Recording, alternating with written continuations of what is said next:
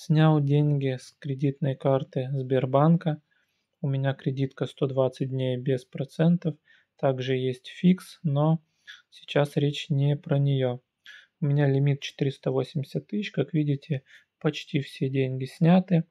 Снял я их без комиссии и в льготный период.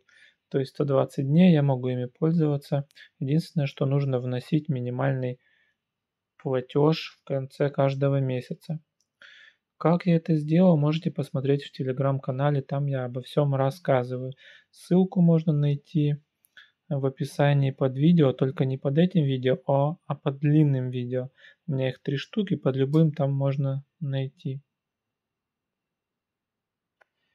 Снимать деньги напрямую, без комиссии и процентов с этой карты нельзя, поэтому нужны хитрости и обходные пути. Поэтому переходите в телеграм-канал, кому это интересно.